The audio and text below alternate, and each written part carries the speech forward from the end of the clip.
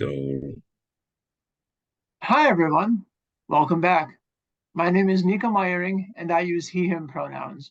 I'm a white man with parted blonde hair, large brown and blue spectacles, and a tan button up shirt, seated in front of a purple wall and some bookcases. And, like about 25% of the US population, I'm disabled. Non disabled people might see our lives as pitiful, sad, or tragic, but I don't know, guys. I've been disabled a really long time now, and I think that disabled joy also exists. In fact, Mhm. I would feel pretty bored if I could only ever feel one emotion.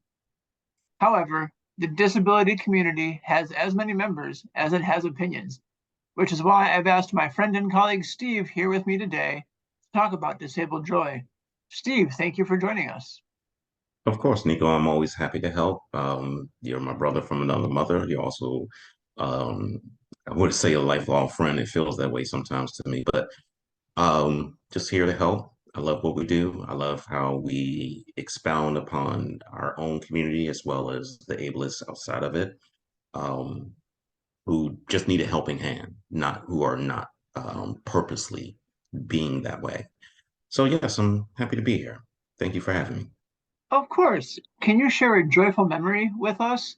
It could be one that has to do with your disability journey, or it could be totally independent of that. Mm, that was the one that I really had to kind of sit there and think about. Um, I can honestly say the best. Now, for anyone who's out there, especially those who are visually impaired, as Nico has said, my name is Steve Williams. I am a black man. I am currently wearing a black shirt with black rimmed glasses. I have what I prefer to call locks. Others would call them dreadlocks. Long story, don't like it. Anyway, that is my hair. And at this moment, as I continue on to get to the point, um, I was having a little struggle with that, and as far as to explain a particular memory of disabled joy, and so I realized one thing that I could pull from is when I realized I was actually happy with myself. Excellent. That is, thank you. I mean, that is a feat that number one is not, oh, poof, it happens, and then it's sunshine and roses. No, it's a daily thing. And especially because of my disability, which is neurological. So I have bipolar 1 with major depression and high anxiety. Well, I say high anxiety, it's basically anxiety. I, that was my little cutesy part of it. But when I realized I was happy with me, I started becoming happy with my environments, but not, I also had to make sure I wouldn't be compliant or complacent. I believe would be the better word, to strive for things to continue on and grow and change, both in the physical realm and the mental realm, for those who are spiritual in the spiritual realm, etc., etc.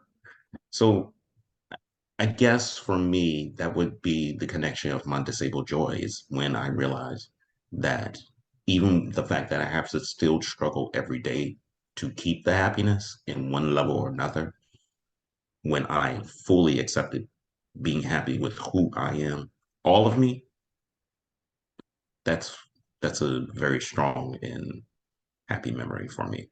Disabled joy. Thank you. That's fantastic. And I know it's been a long road for you. It brings me to my second question, which is how has your disability or your diagnoses impacted your ability to pursue joy or to pursue happiness?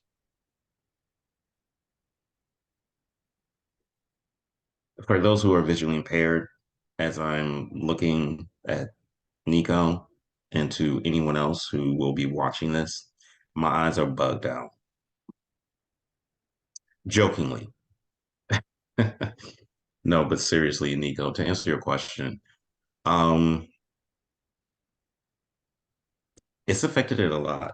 Um, I Unfortunately, there are a lot of us in the disabled community, especially in what some would call the minority communities. Now, there is a slight distinction between marginalized and minority in my head. Marginalized gets all of us, including those in the LGBTQIA and disabled community.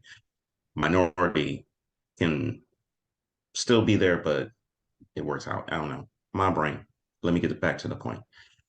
Um, Not being diagnosed for so long, and then you you think about the actions that you have taken, and then when you finally find out, because I didn't find out until I was 2013, and I also was like in my close to my late 20s, and even still, that was a struggle. So that's how it affected me. But then because of also my empathetic nature, I would be hard on myself and started thinking about how I'm affecting everyone else who apparently doesn't really want to help or try to get it enough or do at least any kind of research or talk to me enough to kind of see that maybe there's something we can do a little bit more. So I started feeling bad for I felt bad. That went away a hell of a long time ago, excuse my language.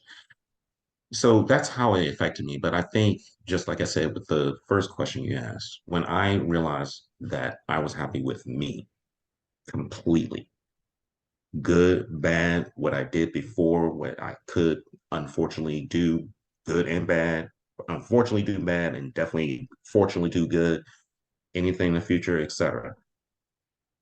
That's when it didn't really started affecting me unless I would allow myself to not. I guess the best way to say is be on my P's and Q's, to not be manic. Because when you're bipolar one, if you're not watching out, you literally will be in a 6 foot metaphysical grave. And then you start looking up and you're like, why am I in a grave? Like, why am I so deep? And then that's when you have to start climbing out. Oh, by Mhm. the way, guys, I'm a writer. That's the reason why I had that long metaphor. Sorry, Nico. That's quite all right, Steve. Thank you. It sounds like your disability journey has been long. So I'm going to ask you, what one thing do you want other people to know about disabled life or disabled quality of life? Don't give up. Don't give up. Okay. I mean, and I will follow up with that, but I mean, that is literally the simplest thing that you can say to yourself when you first wake up. Don't give up. It doesn't matter if you're thinking about one thing or the other.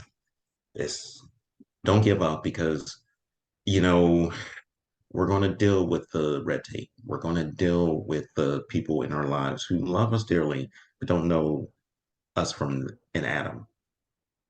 And any little bits and pieces that they do know are not the whole of us. We have to deal with that too. We have to deal with people who we trust the most in our jobs who end up becoming ableists within a whim, and then they don't realize it until you literally have to put in their face. And ableists and other things, but we'll not go on there. I'm gonna stick to the point. Just don't give up because once you come home, whether you have a partner or you don't, whether you have pets or you don't, whether you have family blood by blood or by water, I don't know what the term would be, non-blood, made up family, just don't give up because in the end, we're so, it doesn't matter as long as your positivity continues on, even when you are ready to scream up to the world, if you can scream. So just don't give up. That Thank you, would, Steve. would be my say.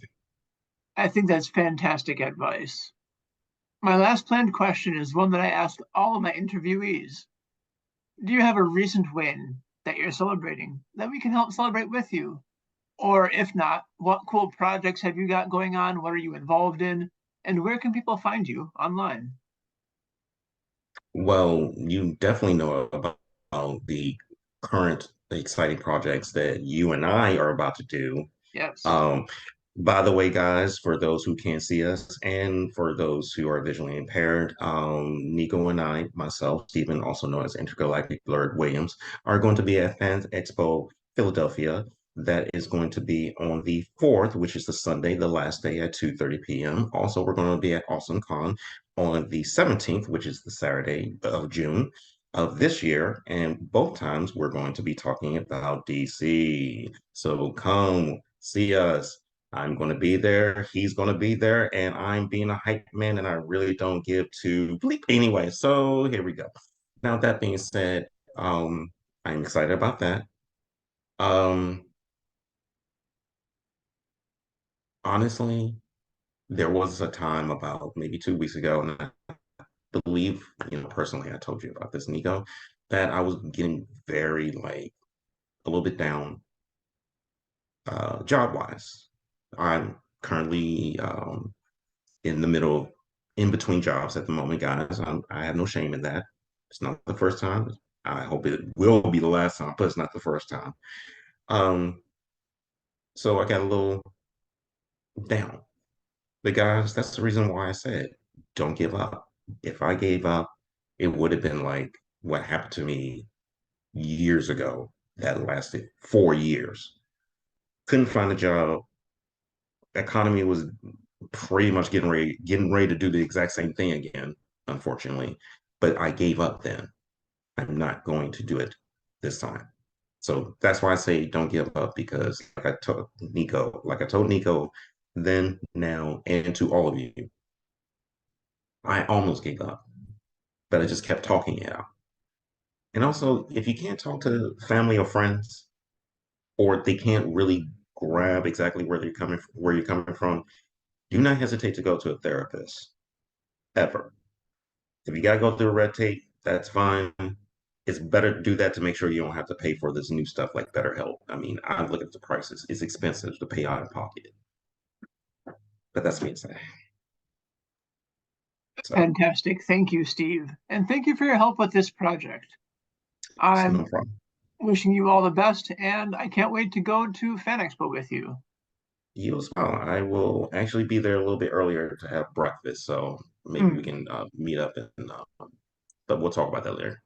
fantastic. Audience, tune in next time, and remember, I'm rooting for you.